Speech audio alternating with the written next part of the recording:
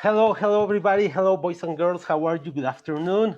Uh, I'm here again. My name is Alejandro Castillo, streaming live from Mexico City, the largest city in the world.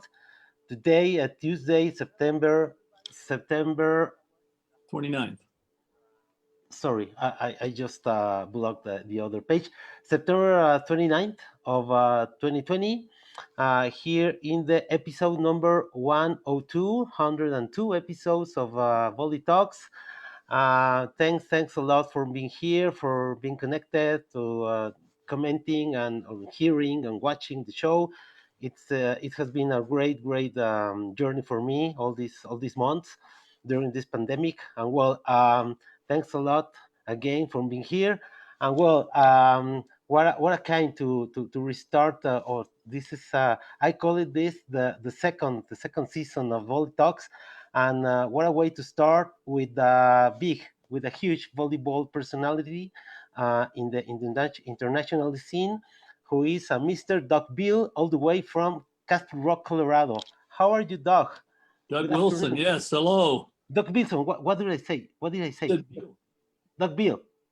Yeah, Doug Wilson. Wilson. Sorry, deeply sorry. Yes, of course. Doug Wilson. Duarte makes that same mistake. Sorry. Well, Doug Bill was here 3 months ago. Very nice talk with him. But now, today we have Doug Wilson, the referee, not Doug Bill, the coach. Sorry about that, Doug. But thanks for being here. You're welcome. Thank you for inviting me. No, thanks a lot. As I told you, I consider you a big volleyball personality. I try to get to the show players, coaches, referees, DJs, MCs, photographers. Jim Wolf was here 3 months ago, and volleyball, beach volleyball, and probably snow volleyball in the future. But well, very honored to have you here, Doc. Thanks for accepting the invitation. Thank you. How are you? How's everything there in Castle Rock, Colorado? Everything in Castle Rock, Colorado is very nice. It's a beautiful day today. 70 degrees, very nice, very pleasant. The trees are turning. It's a very nice time to be in Colorado. Yes, I know. I read that 2 weeks ago you were in the Bison Peak Lodge, right? With Bison Peak Lodge, yes, with John Kessel and Bonnie A. Paul. Yep. Yeah. Went up there to pick out a teepee for Bonnie in honor of Dan. Yes, I know. And so she did that. That was very nice, and it's a beautiful place. If anyone who's listening ever gets a chance, you ought to stop by the Bison Peak Lodge that John and Lily, his wife Lily, John Kessel. Yes, he told me about the place. I hope that next year or can be there, because it's a very beautiful place. Very nice. Yes. Well, guess what? My old friend and mentor, Juan Manuel Zaragoza, is here. He says, hello, greetings, friends. ¿Cómo estás, ingeniero Zaragoza? Hello. Juan Manuel, an old friend, right, from the NORCECA Confederation. Yes, he and I are on the NORCECA Referee Commission together. All right. Thanks, Doc. Denis Perez from the Dominican Republic is also connected. Hello, Denny. Hello, Denny. He's now living in New York, I think. Yeah, New Jersey, I think. And he says, Denny, say hello. Hola, Denny. Hola. Yeah, very nice friend. He was here in 4 months ago, I think, or 5. I don't know. I started the show on April the 11th, so almost 6 months, and very nice experience.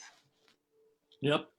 Thanks a lot for being here, Doc. So, well, as I told you in the previous emails and the messages, we will talk about volleyball. I'm very interested, and I think the people is very interesting to hear about your beginnings in volleyball. I know I can imagine that you played um, in some years, how you turned to be a referee, about your refereeing career in the USA, and then in your international career, Olympics, what are you doing right now? So it's a friendly talk, and please feel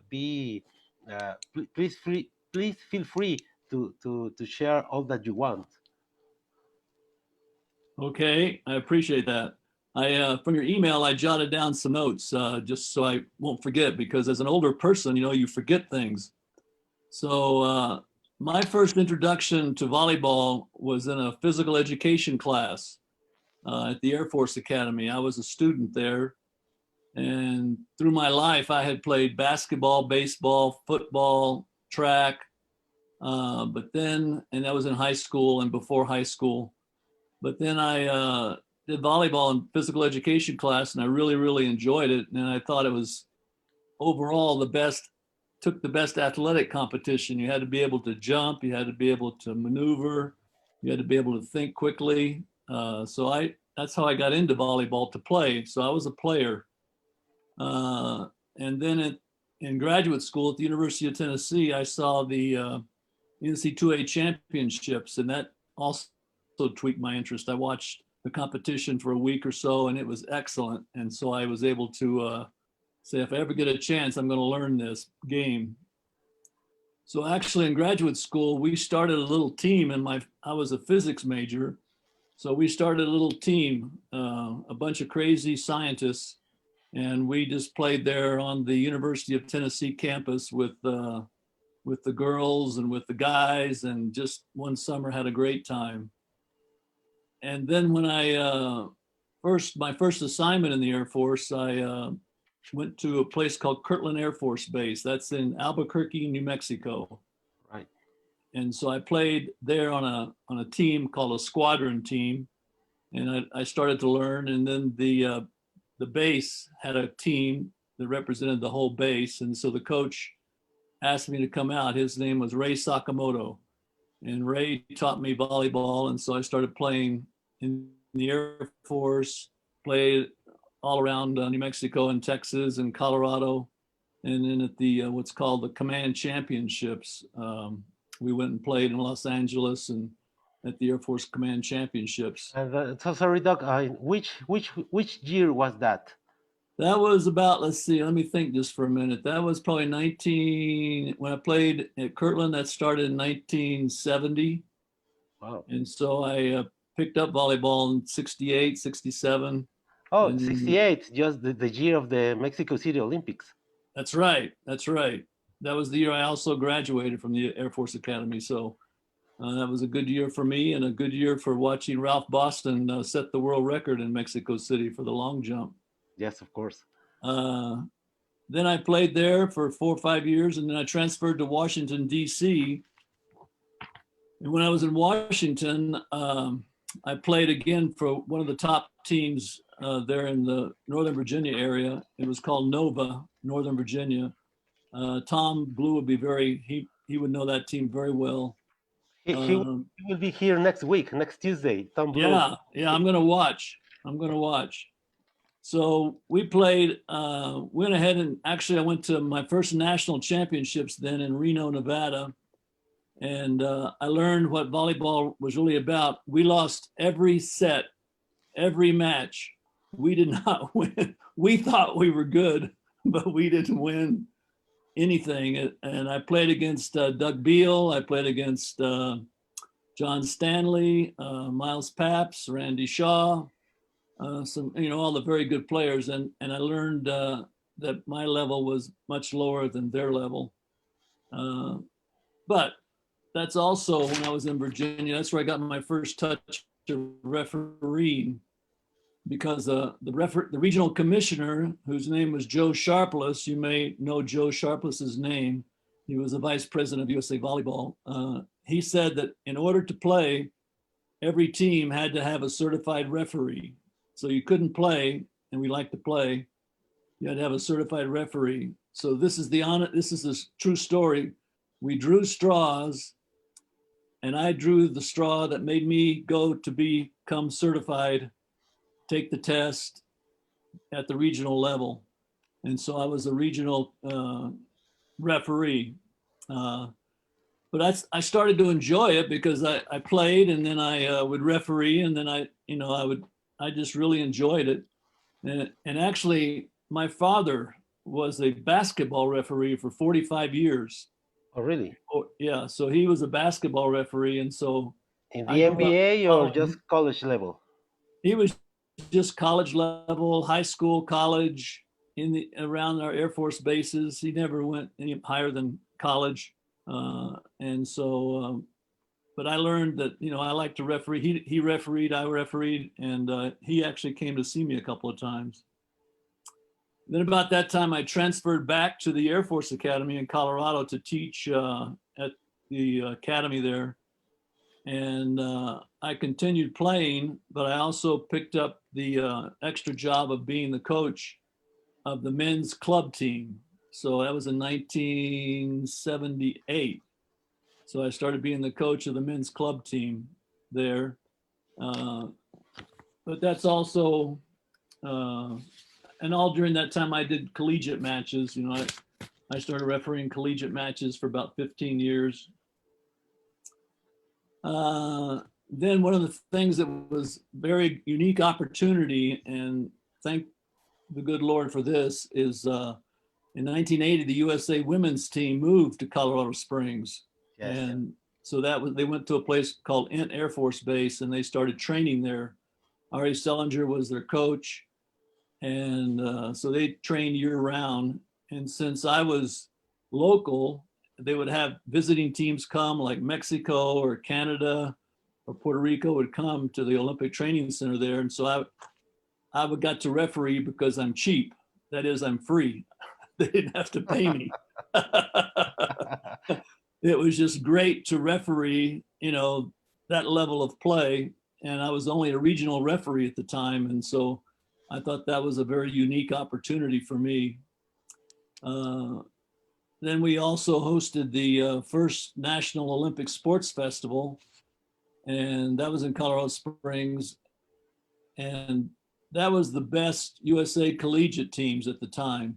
So guys like Karch, Karai, Tim Hovland, I can't remember all the names that were there, but I hosted those kids, and then they played in the first Olympic festival, National Sports Festival. And then I also helped host the Junior Men's World Championships that were at the Academy then. So I got to meet a lot of the international teams and coaches and referees and the United States referees. It was, I think, Rick Deal at the time and Tom Slaymaker. And that was like Russia, Canada, China, Japan.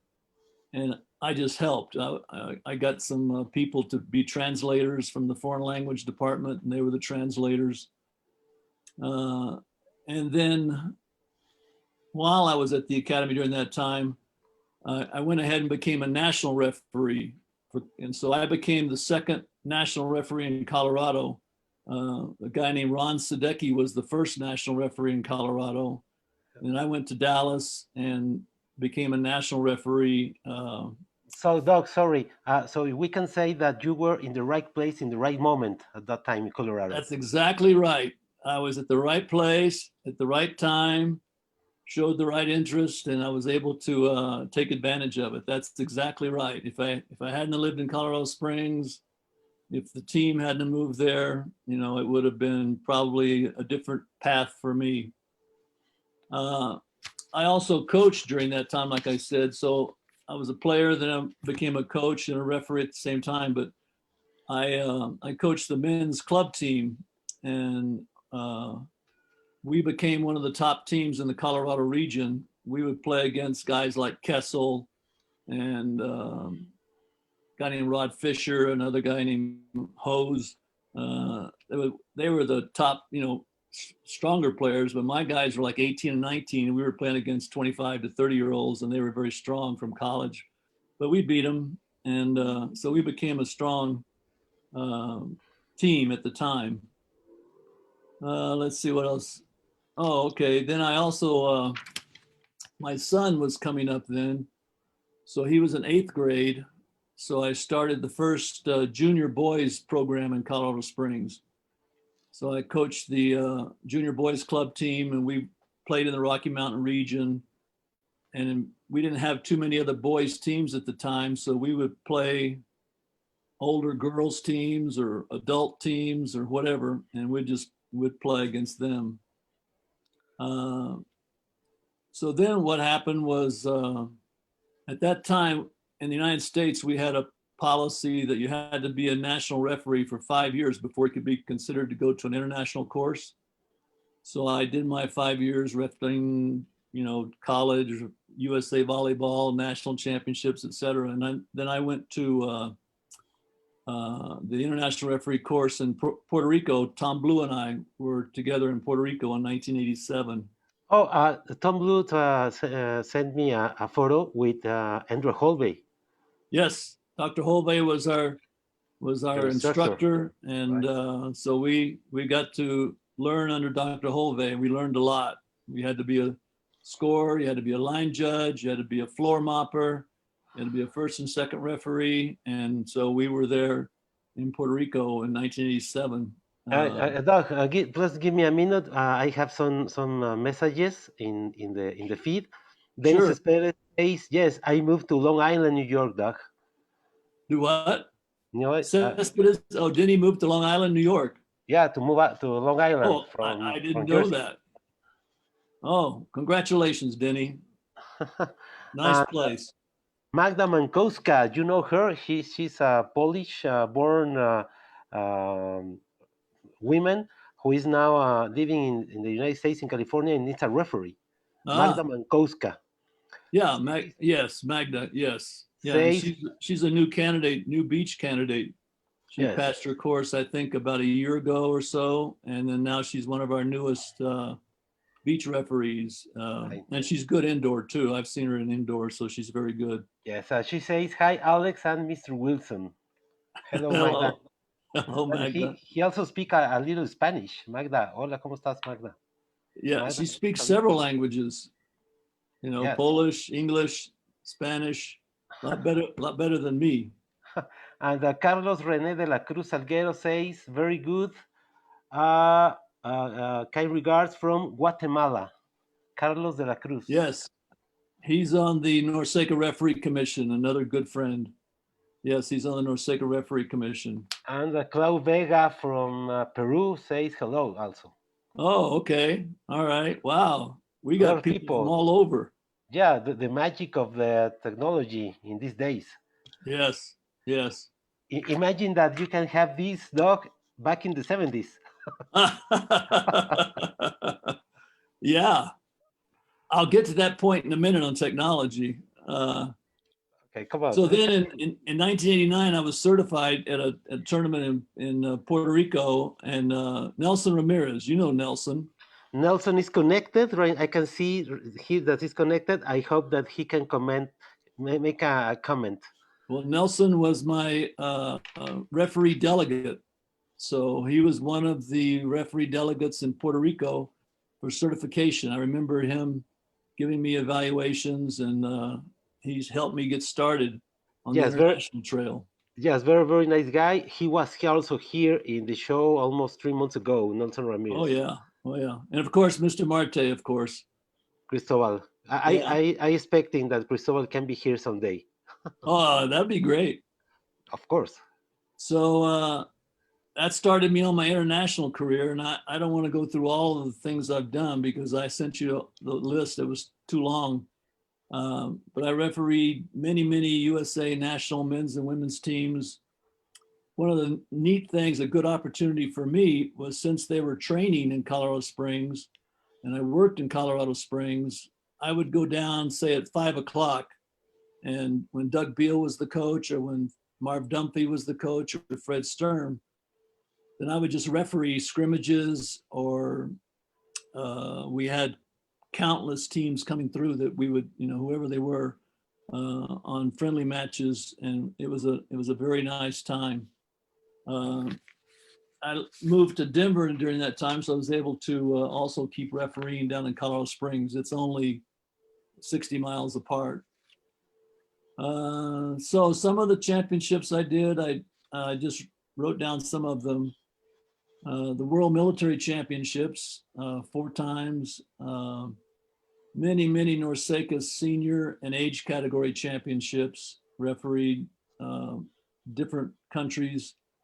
The World University Games in Italy, Montreux. I got to do Montreux in Switzerland 3 times. The Volley Masters, yeah. Volley Masters. That's one of my favorite tournaments, because it's good competition, but it's not like it's a qualifier for anything. So it's a little bit less, how shall I say, less, people just play. They don't work, they just play, and they play hard, and it's a good time. America's Cup, I don't know if you knew we had America's Cup. Dr. Yeah. Grassa. Yeah, the Jeep America's Cup. Yeah, Dr. Grassa started that when he was the president of the South American Confederation. And so we had that competition between North America countries and South America countries.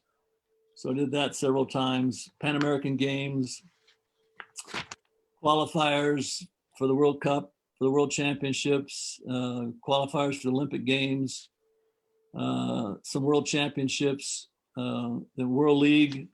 I never did World Grand Prix though as a referee. I never got to do that. But the World League, 7 years doing World League finals. Then finally I was able to do the Olympic Games in 2000. So that was sort of the highlight. And then a year later, they make you retire when you're 55. So I left as a referee. Yeah, in the Sydney 2000 with Mr. Pereira from Argentina, right? Oh yeah. I've got a list of all the guys that at the end you asked for some of my highlights. So Pereira, Pereira was Jose here. Ramon. Jose Ramon Perez Pereira was here almost 3 weeks ago. Was here? Oh yeah. Also Yeah. Pereira. Yeah, he did the gold medal match in Sydney. I know. Yes. Yeah, the men's match with that great Yugoslavian team. See, yes. Let's see what I wrote here. And then after I did the Grand Champions Cup, and that was my last international event. And so I'll tell you an interesting story. So I finished, I can't remember, it was the last match I did. So I took my whistle off, dropped it on the floor, jumped off the referee stand and smashed my whistle. And then I walked off the court. And then that was the end of my international matches. Although I got to do some later, but I was officially retired. So that was kind of fun. And then I did Micronesia State Games when I was retired, but they said, come do it anyway. We don't care. So I did those that was in 2002. But I also had good opportunities though. I've had good opportunities. That's the neat thing about volleyball is you have a lot of good opportunities. I did beach from 1992 or 3 to 1997. So yeah, you attended Atlanta, right? As in beach volleyball. Doc, are you there? At the time, they were trying to figure out, and they set the course. I was 1 year too old for the course. You had to be 50 or under. I was 51 at the time. So I didn't get to go to the course, but I got to go as a referee manager. And then I did the World Beach Series and what's called the Alero World Beach Series. The first FIVB event in Miami, that was with Palmerin, Josabel, and Fio Gondara from Puerto Rico, and other people.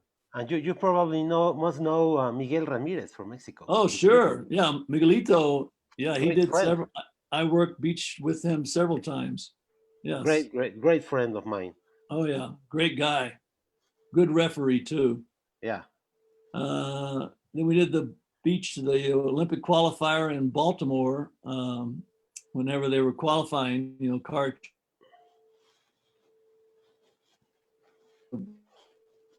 ankle and could not qualify as a result. then I also have done some instruction on the beach side. But then the FIVB said, okay, you have to choose between beach or indoor. So I said, well, I don't have it. I'm not international beach because I'm too old for the course. So I'll stay indoor. And so after 1997, I did the World Championships on beach in Los Angeles. And then I focused more on the indoor side.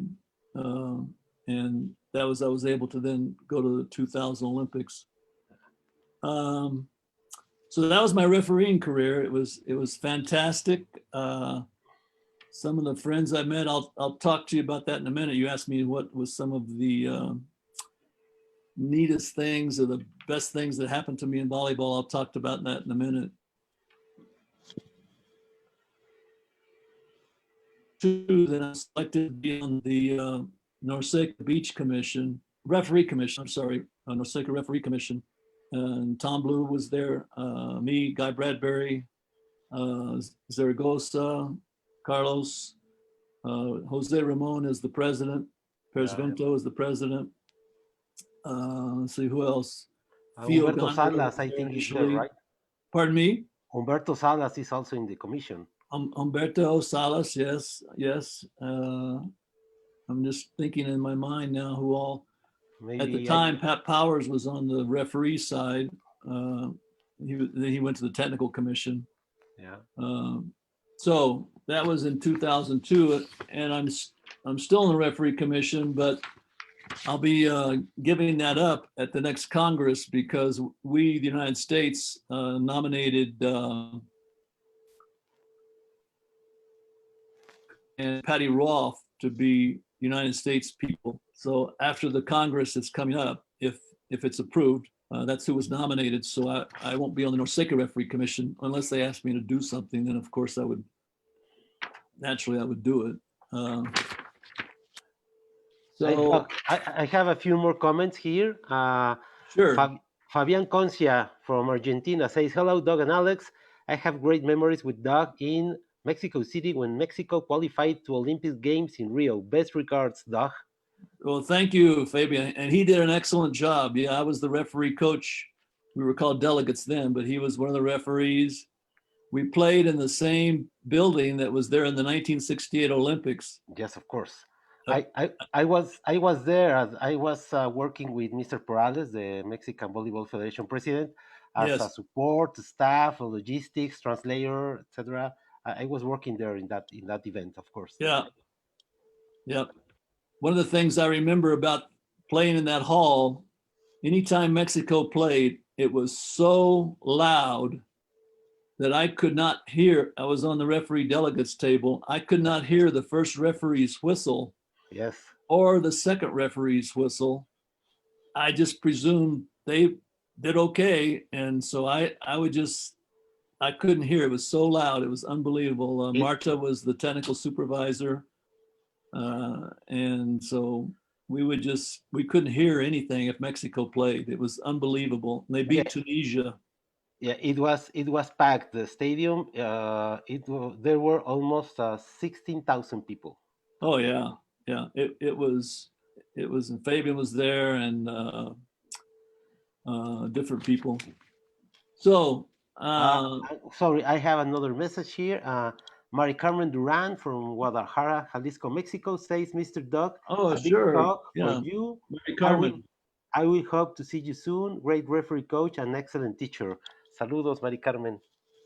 Yes, yeah, I'm sure you know Mari Carmen. I've done many world championships with her, the under-18 world championships. Last year in Thailand, and also in we were in Egypt last year. Yeah. In Cairo, she was my referee captain. So we had two teams. So she helped me tremendously. Another good referee. I mean, good referees. And Luis Macias, I was the one who certified Luis Macias back when he was coming up. Let's see here. Well, I read in your bio, Doug, that you refer almost 300 international indoor and beach volleyball matches, highlighted by the 2000 Olympic Games. Yep. Yep. Right. almost 300. Yep. Yep. And It was. yeah, here says that you are a member of the FIVB refereeing commission from 13 to 16, and since '02, Wilson has served on the NORCECA referee commission, and he has been the referee delegate at 19 NORCECA Pan Am events. Yes. Who said that? I did. No, it was in the USA Volleyball. Was Oh yes. Yes. your Yes. bio there? Sometimes you all the referee coaches, you sort of forget all the things that you've done. Um, so for NORCECA, I've done from 2003 to 2018. I've done many NORCECA and Pan American events with all the referees, and we have good referees in NORCECA. I think uh, one of the things that makes me feel very good is how they've all grown and matured, and we have more NORCECA referees at the world level than we've ever had in the past. When I refereed at the Olympic level, there weren't that many NORCECA. Now we have many. Denny, Patty Rolfe, Luis, Macias, et cetera, and the same on the beach side too. So that's a very gratifying thing for me. So let's see here. You asked me, and then I did FIVB from 2003 to 2016. And then we had the corporate downsizing where we combined the referee commission with the rules commission. Yes. And so we had 32, that was a total of 32 people. And so that went down to 12 people, beach and indoor. And then Pat Powers is the representative for the United States on that commission. So I always said, Pat and I talked, and I said, Pat, they took a guy who won the gold medal in 1984 versus a referee who's done refereeing, but I don't have any gold medals.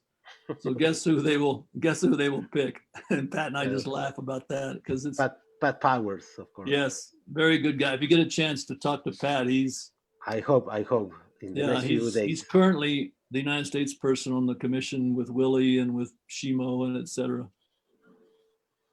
And tomorrow we'll hear Sandy Steele.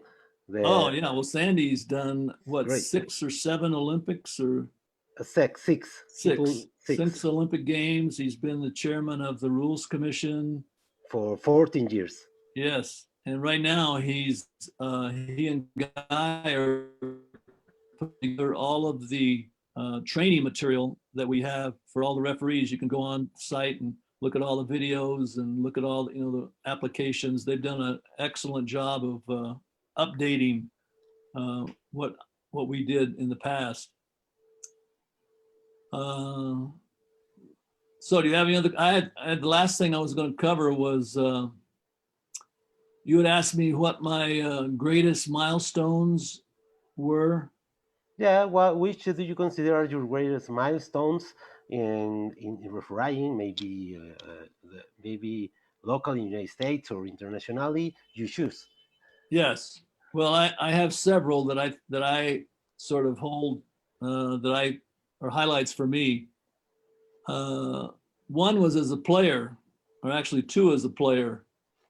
Whenever I was a player, we finally beat Doug Beal's team and won the national championships. I forget the year, but we beat them 3 years in a row. The Colorado boys beat the California boys.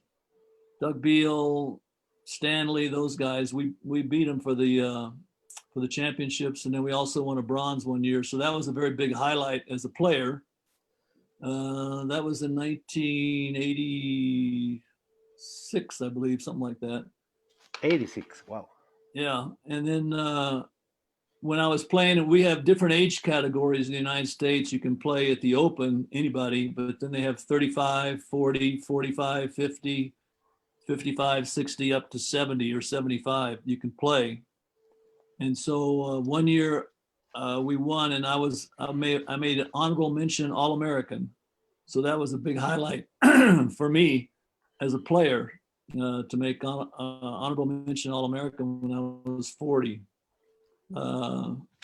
then as a coach, I was, as I said, I was the men's club coach at the Air Force Academy for 5 years. But 3 of my players made the Olympic Sports Festival team. So I had 3 players who were recognized, and they became members of the Olympic Sports Festival teams. I sort of consider that to be an All-American because that's the best collegiate players in the United States at the time. And so I had 3 players that did that. And then I also coached the Colorado Junior Boys where my son played. And we came in 10th one year at the national championships, and there's like 150 teams or so. And we came in 10th, and we beat a lot of the California boys. So we thought that was California is always, they're the head of volleyball, and we beat 2 or 3 or 4 San Diego team, LA team, etc. So I thought that was a big highlight for me as a coach, and the boys played very well. Doc, Then, of course, as a referee. No, sorry. I have a comment here from Victor Manuel Rodriguez from Puerto Rico. Sure, Victor. Yeah, he and I did the World League Finals together. He says, "Hi, Doc. Long time don't see you. Colonel, greetings. I love you, Mo. I love you. I love you a lot." Yeah, Victor and I did many NORCECA championships together. He actually was in Colorado back when he was in the Army, back in, I don't know, 1980 something. And he was in Colorado as a player and a referee. So he and I were referees together, and back 7,000 years ago, whatever, back a long time ago. And then as a referee, of course, my biggest highlight, of course, was doing the Olympics in Sydney, but also the World Championships in beach was a highlight for me in 1997. In UCLA, right? I remember that was a huge event. Yes, it was on the tennis courts, and we brought in tons of sand, and then all of us who were there refereeing, 2 days or a day before the championship started, we were spreading sand around, and it was only like maybe 18 inches, maybe deep. It wasn't very deep. Jose Loyola from Brazil was a player. I can't remember all the players, but that was a fun time. But the biggest thing for me at the Olympics, and then in general, I think most referees will say this, is the relationships that you end up with your friends that you've refereed with, that you've been through the games with. And so people like Juan Angel Pereira from Argentina, Josabel was there, Josabel Palmerton from Brazil, Jose Ramon Persvento, at the time he was Cuba, Songsak Champong from Thailand, he's on the referee commission now, Songsak. Luciano Gaspari from Italy, and he's currently the CEV president of the referee commission for Europe. Dean Turner from Australia, Bella Hobar. From Hungary. Yeah, from Hungary. Did many matches with Bella at the World League Finals and at the Olympics. And then Shimoyama, Takashi Shimoyama-san. Others, but those are the people that you develop strong friendships with, and they even continue to this day. Whenever I was on the referee commission, and in fact, I just had to write Shimo the other day about some Rural University things that we did. But so I think that's sort of the highlights. Refereeing, of course, is excellent. Being a referee coach is excellent. But to me, the biggest thing is the friendships and the camaraderie that you have with your fellow referees across the world, and even to this day. So I think I answered all your questions. I have more. Oh, okay. We know, and you told us several times that you were a military, right, in the USA Yes. Force. Yeah, I was in the Air Force for 20 years. And how did you combine this volleyball career and this military career? It was difficult, it was easy. How did you combine these two words? Well, it's like anything that you do. Sometimes it's difficult and sometimes it's easy. What I did in the military, each year you get 30 days of vacation. So I never took vacation. All my vacation was refereeing at a tournament, or when I went to the candidate course, that was my vacation. I never, for 20 years, I never took vacation like to Disneyland or whatever. I was doing I was always doing refereeing things uh, or playing. I was actually playing then too. So and coaching some too. So it was sometimes it was easy, sometimes it was less easy. Sometimes your bosses didn't let you go. Other times your bosses no problems. So it was just it depended upon the particular boss and the particular level. When I was out of the Air Force and I worked for a company, and the president of the company thought it was really neat that he had a guy working for him who refereed at the Olympics. He thought that was really a cool thing. So he let me go anytime I needed to go. In the Air Force, it was a little more restrictive. I could only go during my vacation times, but my civilian career, it was, I had a president of the company. He thought he just liked it, and he liked volleyball. So his daughter actually played for a university team in Colorado. So he thought that was great. So it could be nice that an employee of the company goes to the Olympics. Oh, yeah.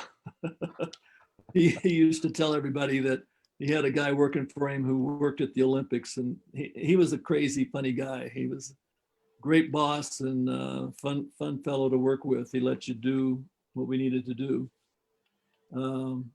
But in the military also sponsored a lot of tournaments. So when I was player, you made the teams. You made the command team, for example. You would play at the command championships, and then if you made the Air Force team, then you'd play at the Air Force championships or the military championships between Army, Navy, Air Force, and then they would take the best teams to play at national championships. So those kinds of things were encouraged in the military. So I never made the highest level. I only made the command level. So And how do you think this military discipline helps you to be a better referee? uh, You know, to be right on time, I to think be it I fair think in it the game. yeah, it gave you a lot of discipline. Uh, you would you knew how to study. For I could study and do that. You were never real. It's always a good thing to present a good image as a referee because you're on TV, because you're representing FIVB or NORCECA. The military will teach you to always have a good image. I never had it like in the Beatles. I never had a Beatles haircut. It's always been just like this. Uh, so the military would help you in discipline. It would also help you uh, if things are tough. When it gets going tough, the tough get going. It's just something that you do. If you're down, you get yourself up and you get going. You don't mope about it. You don't worry about it. You just press on. That's one of the things, the attributes that you learn, well, whatever country you're in. And there's several people that are in the military, like Sergei Titov was in the military from Russia. Umut Sokolov from Turkey was in the military from Turkey. I was from the United States. So the military uh, had a long history in volleyball back from World War II up through today. So uh, it helps. It's not like, I learned how to use my time very efficiently. I never lacked for planning or figuring things out. All So right, that was great. it.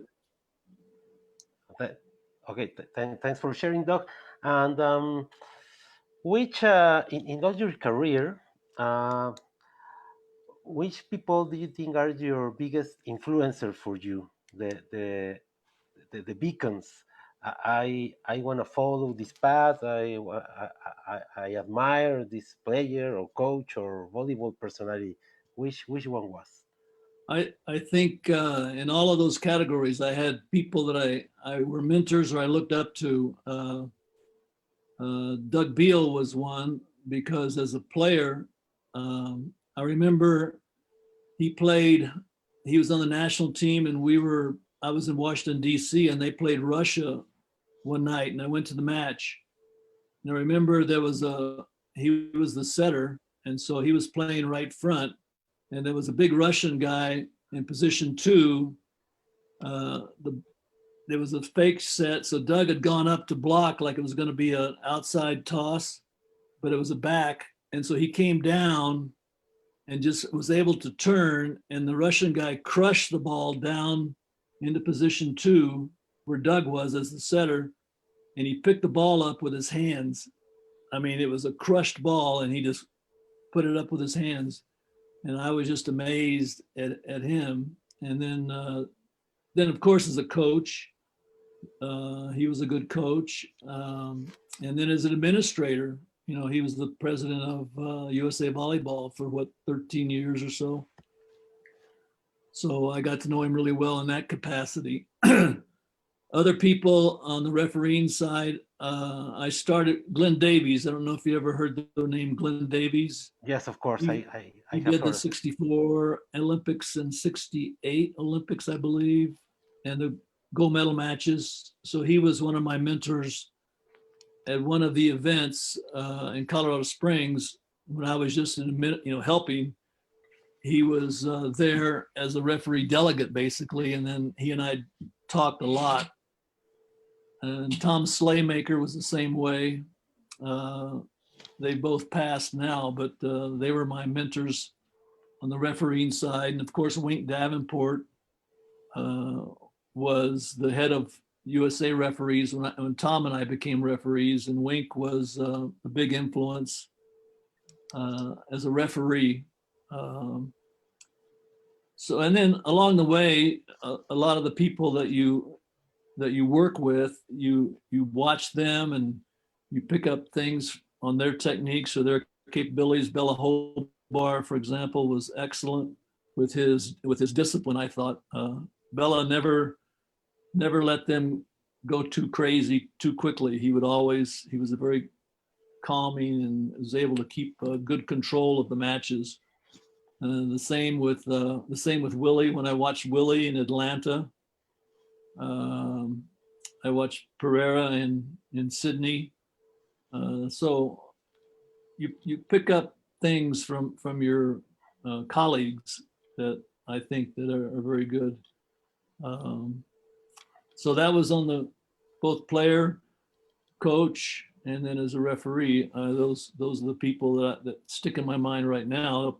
I'll probably end up tonight think of somebody else that I should have mentioned, but I, I'll write you a note.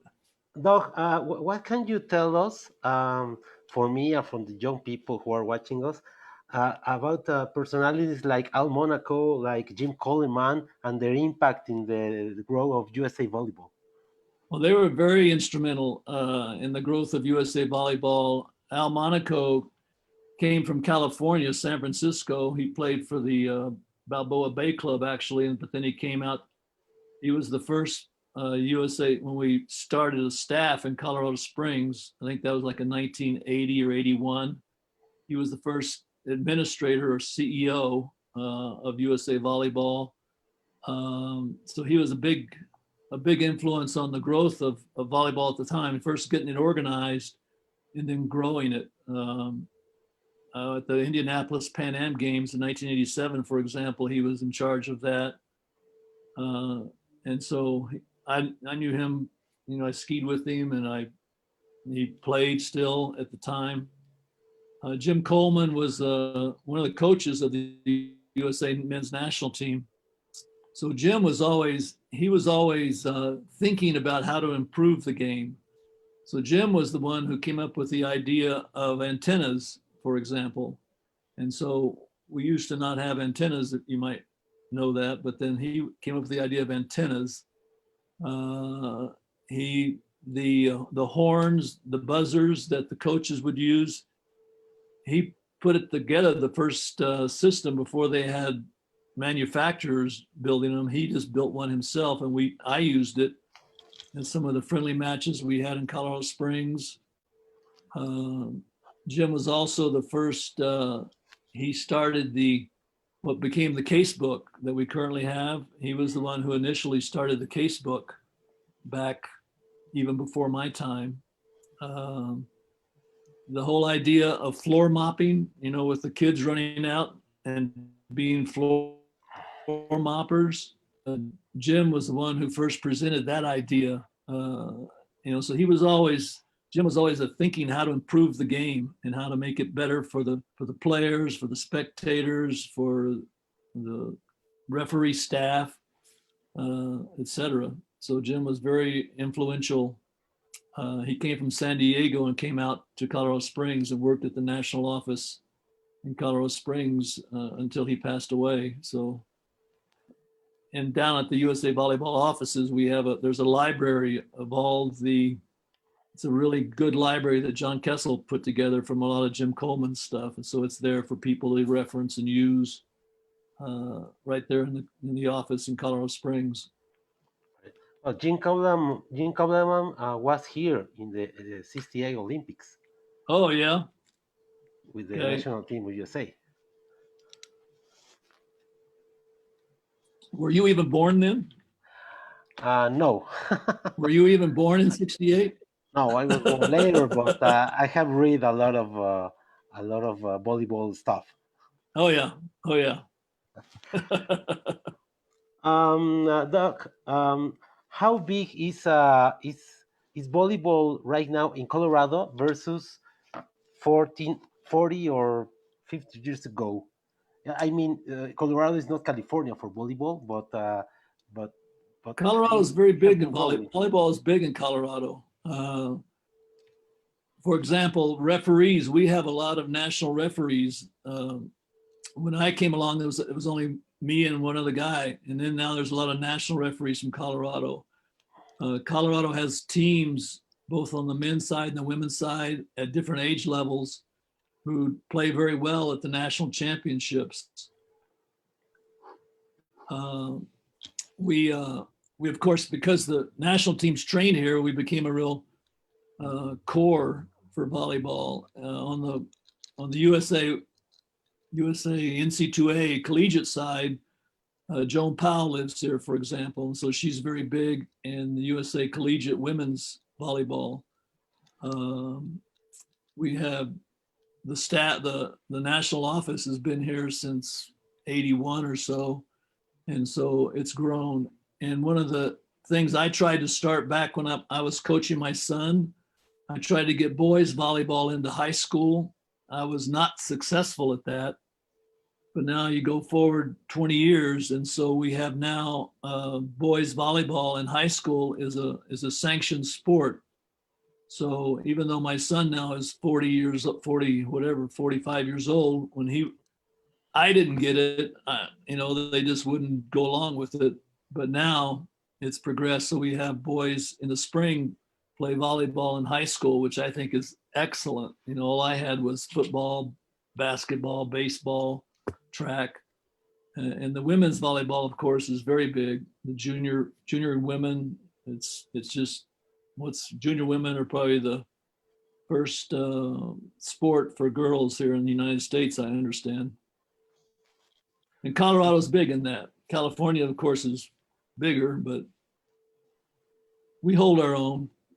Okay, it's great. Um, how do you see right now the volleyball scenario in the USA again versus 40 or 50 years ago?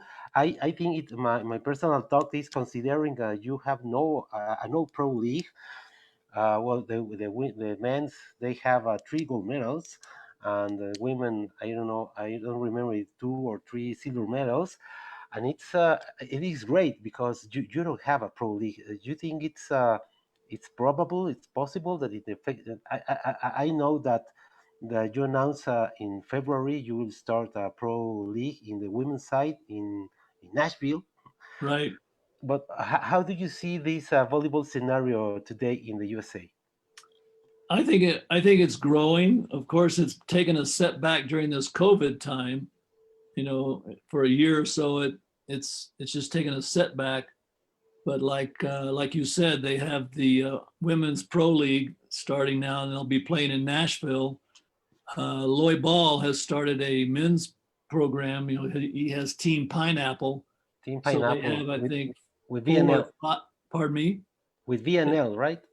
VNL, yeah, volleyball, yeah, and so he started that, and they're good teams. He plays at nationals, and his team plays at nationals, and so on that side, I think they're growing, and it's right now it's sort of steady, but the men and women I think have restarted their training now out in In Anaheim. Anaheim, yeah. Yeah, so they've Jamie Davis, who took Doug Beal's position, has got a deal where they were able to keep the training facility, so they're able to keep training there instead of having to move around someplace. There's some continuity, so I think that's very good. Yes, I read that last week. Yeah, The national teams, they will have the use of the facility through September of next year. right, right, exactly. You're up on better things more than I am. Yeah, what can I tell you?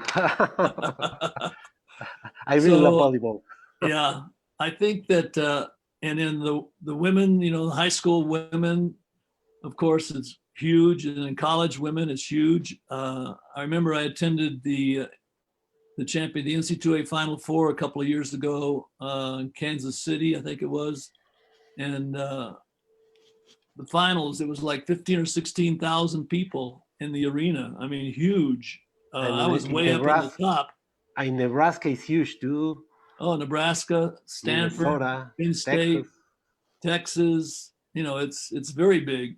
I refereed men's or women's collegiate volleyball from like 1982 to about 1997 or so, and then because a lot of times things happen on the international side and it gets conflicted with the collegiate side, so I just stayed international, and then whenever I retired as an active referee, then I just retired and went on the commissions then. But I think that the growth growing. I think we've added now sitting volleyball with Joe Campbell is sort of the USA lead on that. I think on a referee side, I helped as part of a group of five of us. We put together the position that Patty Rolfe is now in, and so we wrote what the duties and responsibilities of that position is, and so Patty now has assumed that role. So she's the director of officials development for Yes, USA Volleyball. I think that's a great step forward I know. for referees. So she's got a lot on her plate, and she's doing an excellent job. So I think there's a lot of good things going. The national teams now are training. I mean, the coaches, what can you say? Karch and John Spera are just excellent, and the support staff that they have. Jonas Perot was here in the show 10 days ago, The, and Karsh Kirai was here almost 4 months ago. I have interviewed oh yeah, all of USA Volleyball. I'm just yeah. missing Jamie Davis. I remember when Karch was a player and he was like 18 or so, and he was playing in Colorado Springs, and that was a lot of fun. That was at the National Sports Festival, and so that when you watch somebody come to be a player and then come up through, and now he's top level beach and indoor and coaching. And John Spera, excellent gentleman. He was, when I was a referee delegate at the Pan Am Games, he was the coach before he became the national team coach, and I think that was done in Guadalajara, where Mary Carmen, and Yeah, Luis. in 2011. Yeah. So I was a referee delegate there. So I think, and we all hope it'll continue growing. A lot of us older guys will be transitioning out because it's time for the next generation. Of course, I will always be available for of counsel. Lawyers talk about being of counsel, so I think that's a thing that I can and help with. But I think it's time for the next generation. Uh, it's just time, and we've got the good people. They've got great ideas. They're implementing great ideas, and so I think that it's good. It's gratifying to me to be part of it all these years, and now just to be of counsel. I think I go fly Thank, fishing a lot. thanks, Doug. And in all of years as a referee, which player or which players, women or men, did you impact the most as a good players? Um, Well, of course, on the United States side, it'd be Karch and the Beach, Sinjun, and Pat Powers. But some of the foreign, like Despania from Cuba. Joel Despine, great player, Oh, amazing. absolutely. Well, that was one of my big events at the Cuba Pan Am Games, and Pereira and I were the referees, and Despania, just unbelievable. I was able to see real jumping at that time. I mean, they could. I'm 6'2" tall, and they were jumping at my eye level when I was the second referee. Their feet were at my eye level. It was just amazing. And one match Pereira and I were doing, and it was just a great match. On the other players, of course, Brazil, you know who I'm talking about. Jiba. Marcelo Negrão. Jiba. Ah, Giva. Yeah. Gilberto Godoy Filho, Giva, yeah. Oh, another excellent gentleman, strong player. I think what I was impressed with him when I did the America's Cup was his back row attacks. He could attack from anywhere, and he isn't really as tall as like Pat Powers or somebody, but just a wonderful gentleman and a wonderful player, and never gave referees a hard time about anything. So just great player. On the women's side, of course, I started with Flo Hyman and Debbie Green and the 1980 USA women's team that didn't get to compete. So that's where I sort of started with, they were training. And then as it comes along, I remember Allison Allison from the 2000 team, and oh gosh, there's just been so many good players on the United States team. And on the women's side, of course, Maria from Cuba. Luis, yes. Yeah, Luis. I mean, She, she, she, another unbelievable jumper. yeah, And she has been in the show 3 times. oh yeah, a wonderful person. Regla Torres.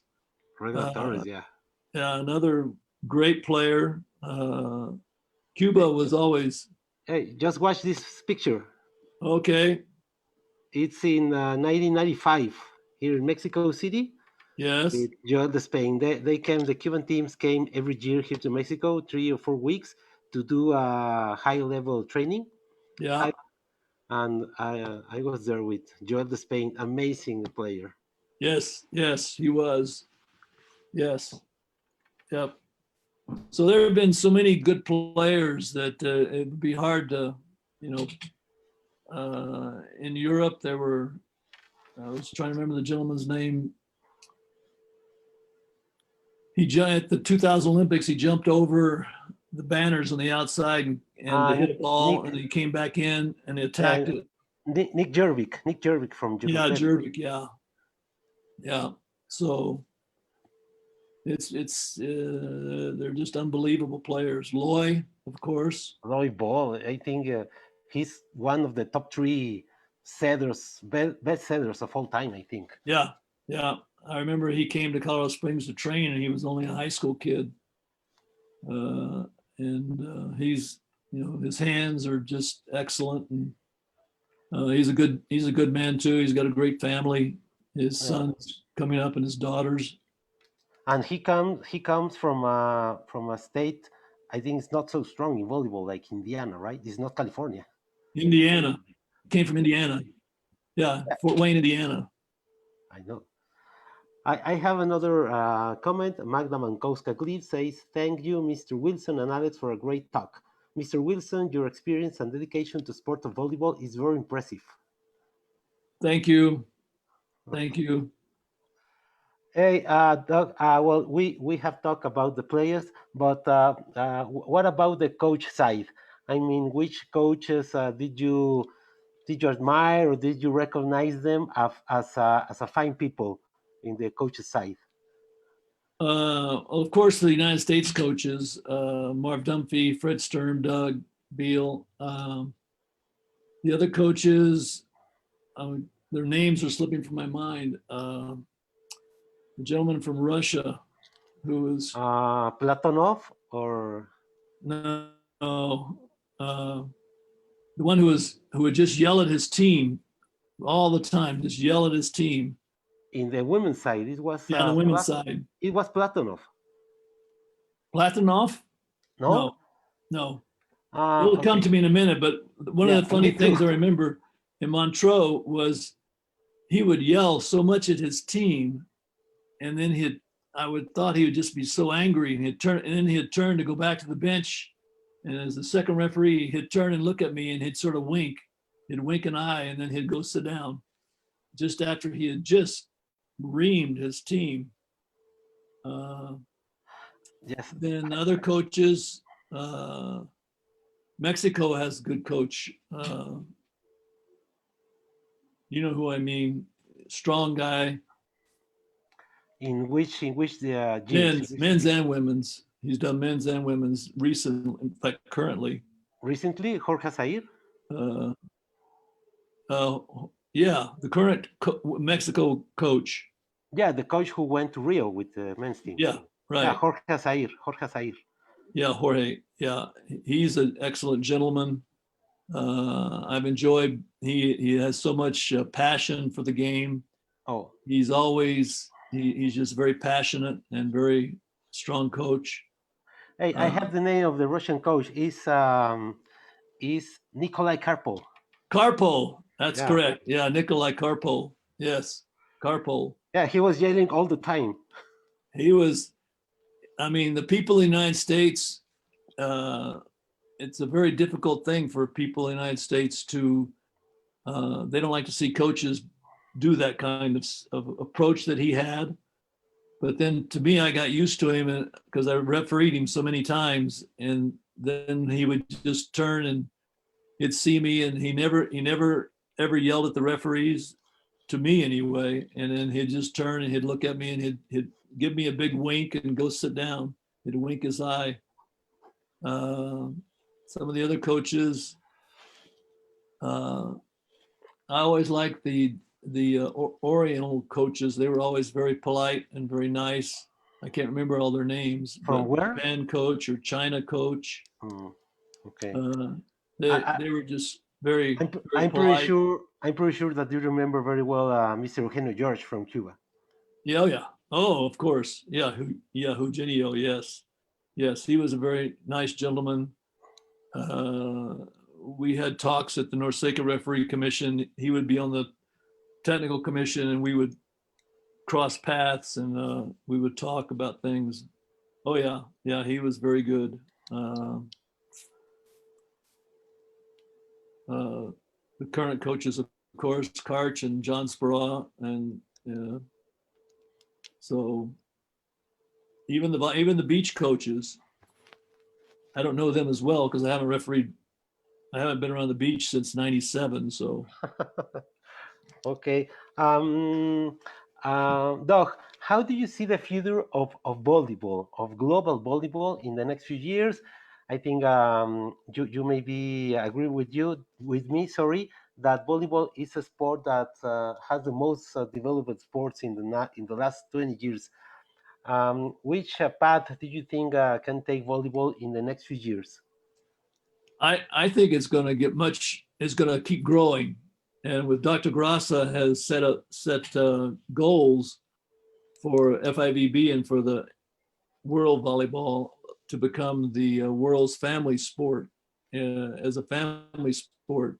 If you think about it as a sport, I mean, it's very athletic, very competitive. I don't know if you remember back a long time ago, they used to have a thing on TV where different athletes from different sports would compete against each other. And so it'd be a baseball player, a football player, a track star, a volleyball person. And Karch used to win those events all the time just because he was a better athlete. You know, they're going over walls and they're doing swimming and they're doing golf. And so just as an athletic, to be an athlete, I think volleyball is probably one of the best sports to be an athlete because you have to be on the ground, you have to be able to jump, you have to be able to react, uh, make quick decisions. So as a sport and a family sport, it's not like American football where you're killing each other or crashing into each other. It's not like soccer where there's also crashing and you've got the net, so everybody very strong competition, but it's not like boxing or wrestling or something that's very violent, in my opinion, violent.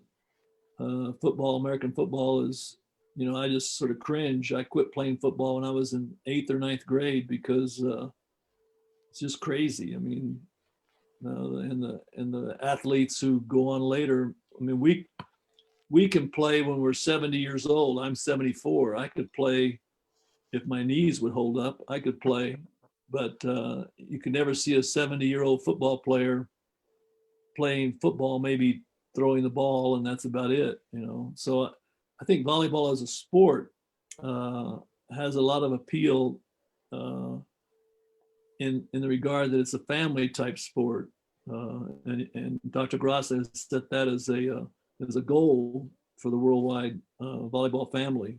So I think that's very very neat, and it's throughout the world. Anytime you can go, I've been in places where you'll see volleyball nets set up. I was in Pompeii in the Southwest Pacific, and there's just volleyball nets set up, and people are playing and enjoying themselves. And you know, in Puerto Rico and Cuba, and I was in Nicaragua. You know, they're just set up and playing all the time. It's a good sport in terms of a sport. It's the best sport in the world, dog. Yeah, swimming, I would drown. Okay, let's go back a little about volleyball refereeing. We remember that we are talking with international volleyball personality, Mr. Doc Wilson. I'm very glad that he accepted the invitation.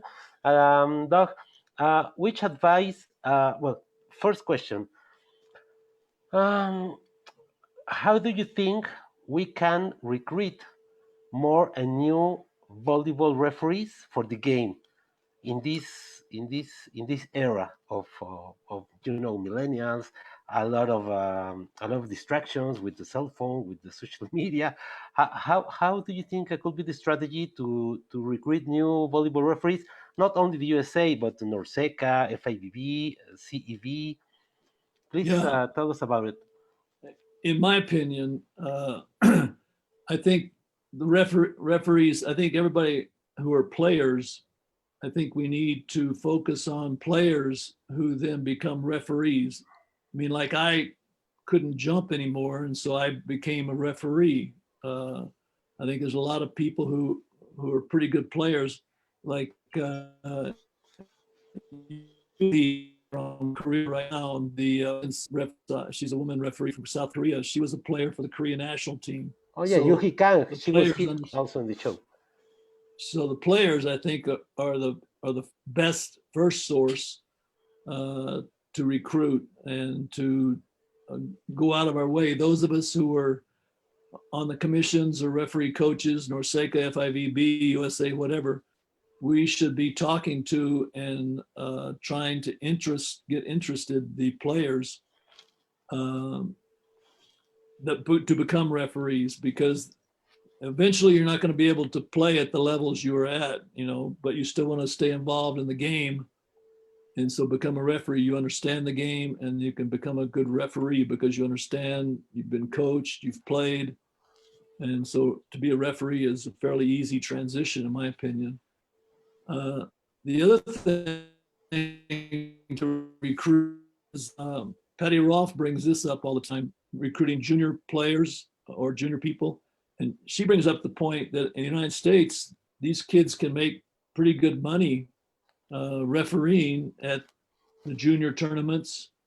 And she says, for example, that they could make like $15 an hour. Well, back when I was refereeing, I just refereed for free. I didn't care. I just liked to referee. No, But Patty Rolfe. now I think Sorry, the Doc. newer generations, they see, oh, okay, maybe I can make a little money on the side, and so they can they get into being a referee, and then they rise up. On the collegiate side, there's a lot of good money on the collegiate side, USA collegiate side, to make pretty good money. Whenever Well, I did it, we didn't make that much money, but it was good enough to buy Pa- Christmas Pa- gifts. And Patty Rolfe told me here, she was an invite also, and you can make $25 an hour refereeing a US Open, for example. And Ron Stahl told 25, is that what she said? $25 an hour. It's great. Oh, well, see, it's Uh, higher. I always thought it was like a 15 or so. and Ron Stahl, this Right. referee, great guy from Texas. He told me that an NCAA Division One game, he can be paid almost $500 a game. Yeah. Yep. So Yep. very nice.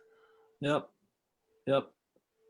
And it's probably not enough in the United States to live on. A lot of people do, but buy a house and have kids and send them to college. But it certainly is a good start in extra money. I was always, it was always extra money for me, the money that I did make, and so I was able to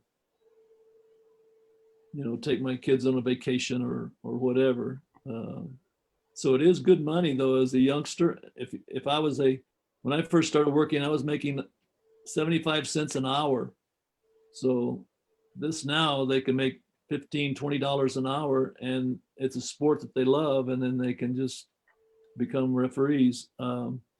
We have a real emphasis in the United States to recruit younger people, and in fact, we have an emphasis now also, those of us who are older and past refereeing, to recruit younger international referees. I didn't go to my course until I was almost 41. So we want to push that back to where they're like 33, 34 years old. So the rule we used to have about being a national referee for 5 years, we don't have that rule anymore in the United States. So there's a group of people who pick people to go forward, and we try to pick the ones who are younger and have longer time serving NORCECA and FIVB, So Oh, that's great. Great. athletes, I think athletes, recruit athletes, and then entice the younger people, the juniors, the 17, 16, they can make money being a referee, and it's better than the allowance they get from their parents, maybe. Yeah. So, Well, myself, I started at 19 when I left high school and went to college because I was pretty sure that I have no the level to play at Division One volleyball here in Mexico, and well, the money also was good. I paid my major refereeing, as many right, people can do. Maybe should do that. exactly. Yeah, and well, that's the first step. And second, which advice or which advices do you have to these new young referees, people that I think they have to understand that this referee career is not a 100-meter dash, it's a marathon career, so you have to be prepared, you have to be mature. But which advices can you have to these new recruited referees? Yeah, my opinion, I think to become the better referees is not to worry too much about the money, in my opinion. I know that's sort of a thing that probably won't sit well with a lot of people, but I think you ought to have a love for the sport, have a passion for the sport. Uh, of course, you're going to know the rules and know the current applications, but I think, and referee as much as you can. Maybe it won't be at the highest levels, but referee as much as you can. And whenever you referee, always referee at the highest levels that you are. I mean, don't be sloppy about, your signals are just sort of sloppy, or your dress is sloppy, or your attitude is sloppy. But always, no matter when you're refereeing or where you're refereeing, be a role model, always being as good as you can, and then and then studying, watching other good referees, watch the Olympic referees. The group of Olympic referees we have now are the finest I've ever seen. They beat those of us who are older. They're just excellent referees in terms of their game management, in terms of their mechanics, in terms of but at the same time, they're not overly officious. They are friendly, they are approachable. So you have an approachable attitude, not like you're the king of the referees, you're the first referee, you're the god. No, you're helping facilitate the game and the sport. And the stars are the players, not the coaches, not the referees, it's the players. So I think my advice would be to referee as much as you can. And when you referee, always challenge yourself to do the best job you can. You say, well, this is only a 16-year-old, and they can't play very well. And so you're very sloppy or whatever, and you lose focus and you miss something, then that shows not a good attitude and not a good response for a referee. Anytime a referee referees to do the particular match at that particular time, you'll make mistakes, but go forward and learn from whatever mistakes you'll make, because we all make mistakes. Totally agree with you, Doug. And talking about skills, which skills? Maybe I will start with which talents and which skills, and especially right now, which soft skills do you have to have as a referee or to develop? You have mentioned a few. Yeah. Well, first, knowledge of the rules, of course, knowledge of the current applications. But I think overall is really a love for the game and the sport itself, and a passion for it, and always be in a learning situation. For example, and flexibility. Flexibility is very important. Things will be changing. For example, we have the new technology now that's very good. Using the headsets, practice with that.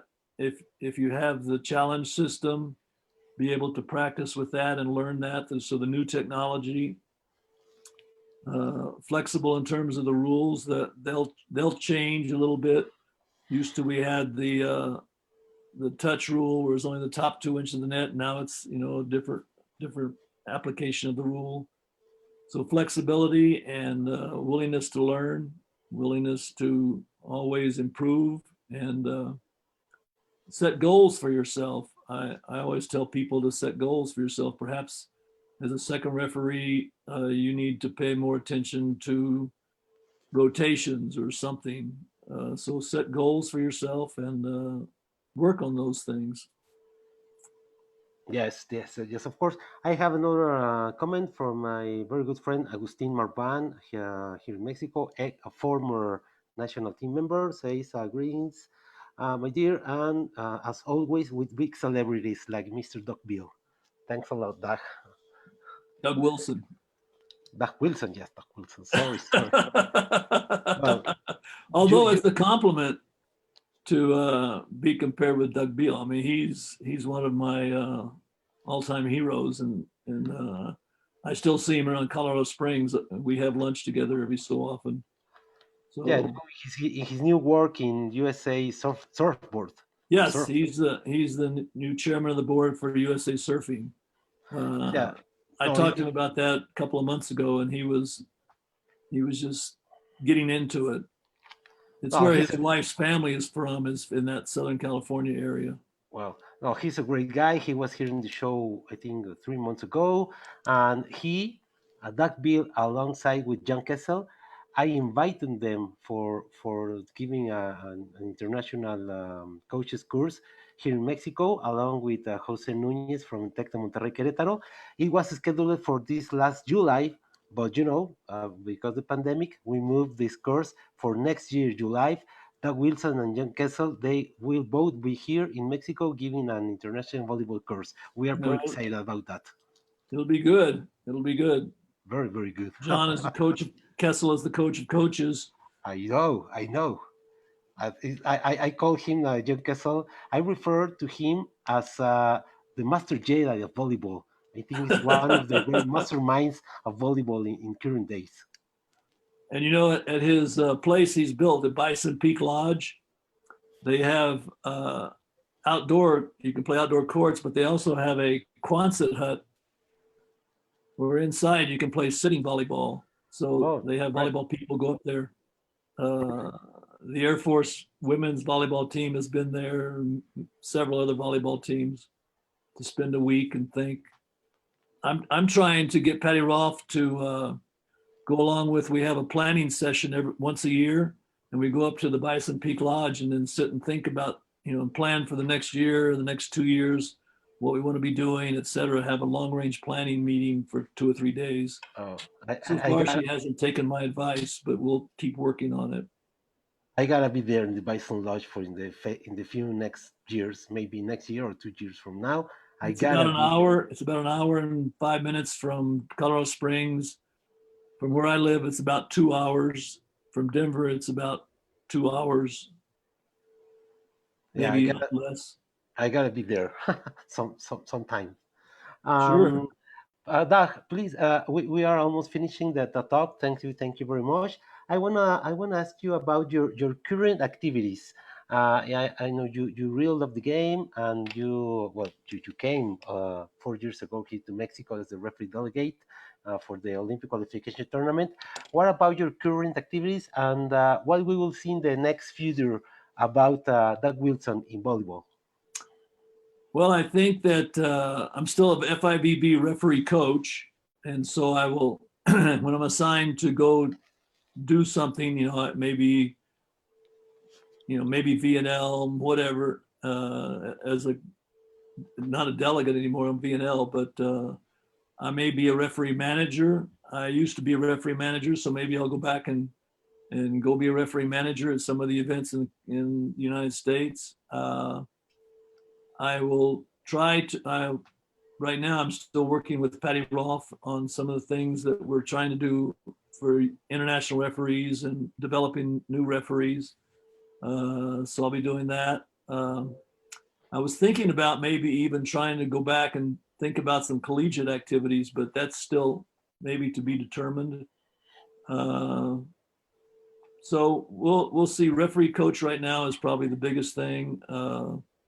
Oh, my granddaughters now play volleyball, so they're 10 years old. So maybe I will help coach them. Maybe they have little recreational teams, and as the grandpa, I go to watch their matches, but maybe I will take on as they get to be 11 or 12. I'll become more of a helper coach, assistant coach. I don't like to do the administrative part, but I like to teach and coach them how to play, how to pass, workout, nutrition, all those things.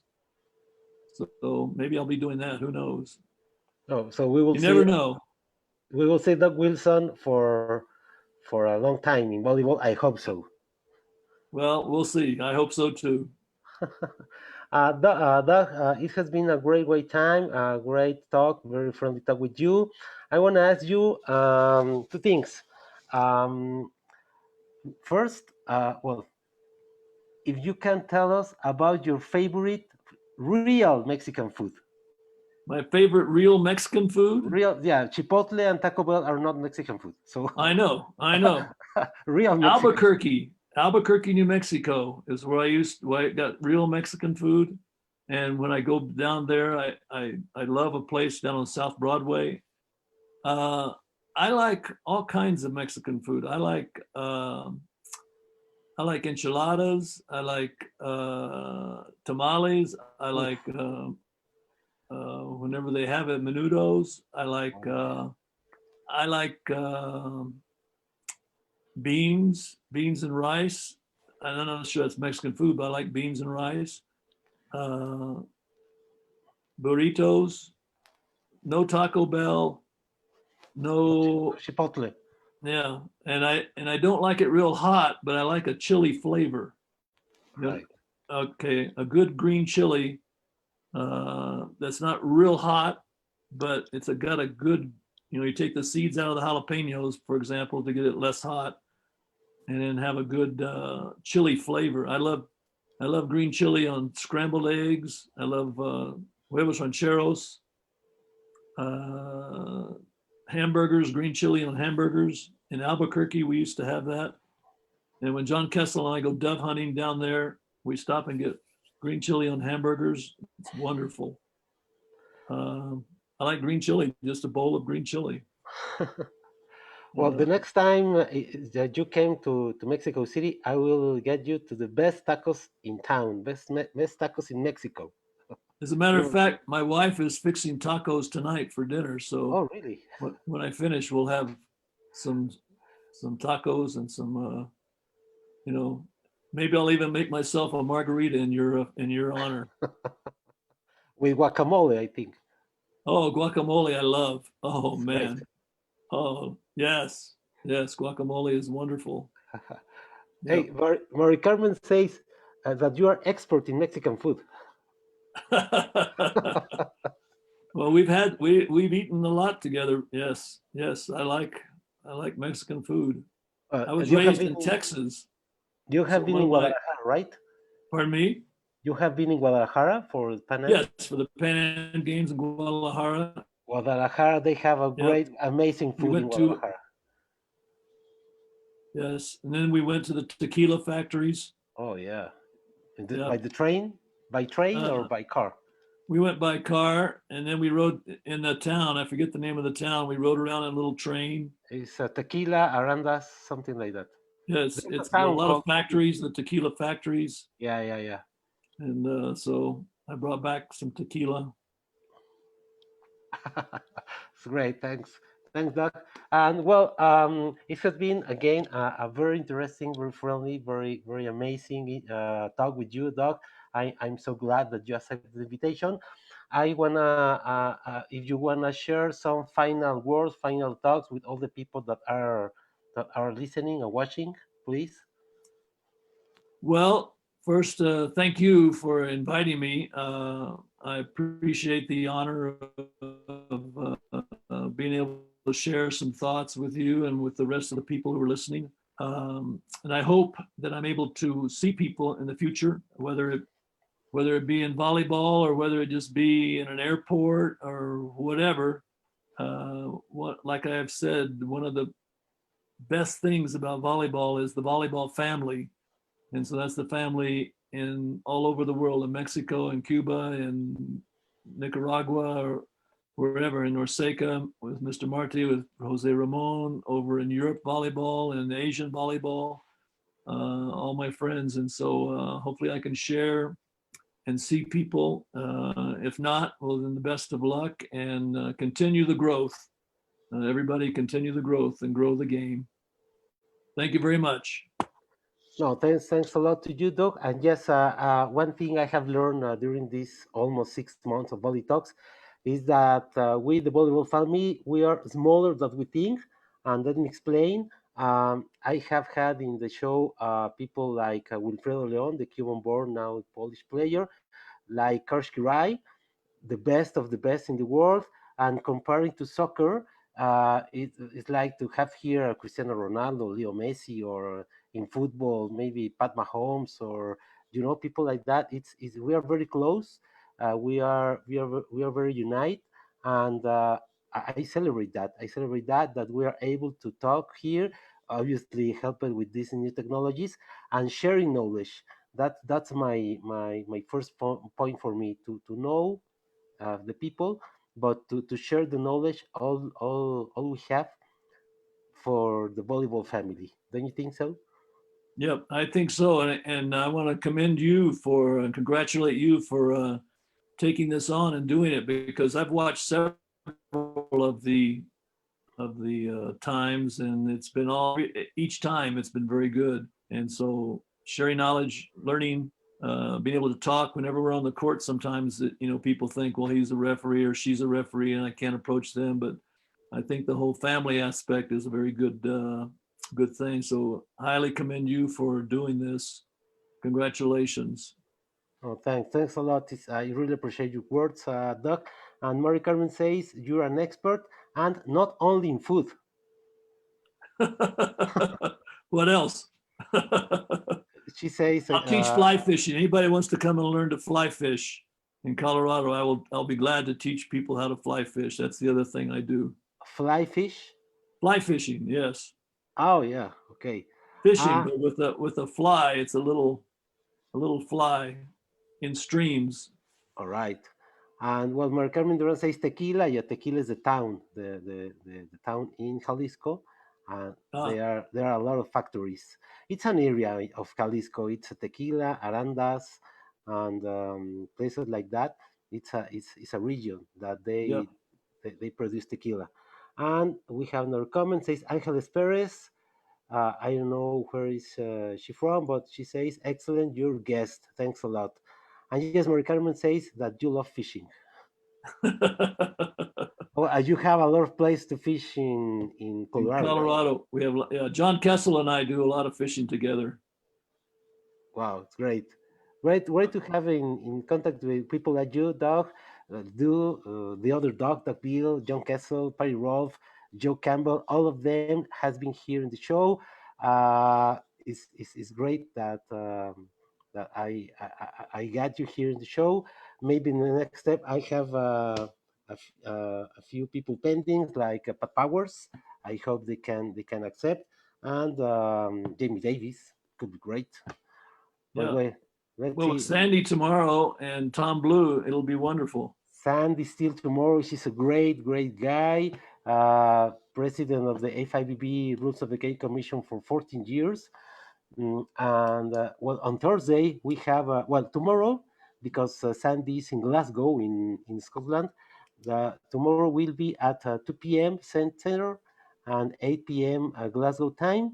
And Thursday we have 84 Olympian Rose Myers Powell at 6 p.m. Center.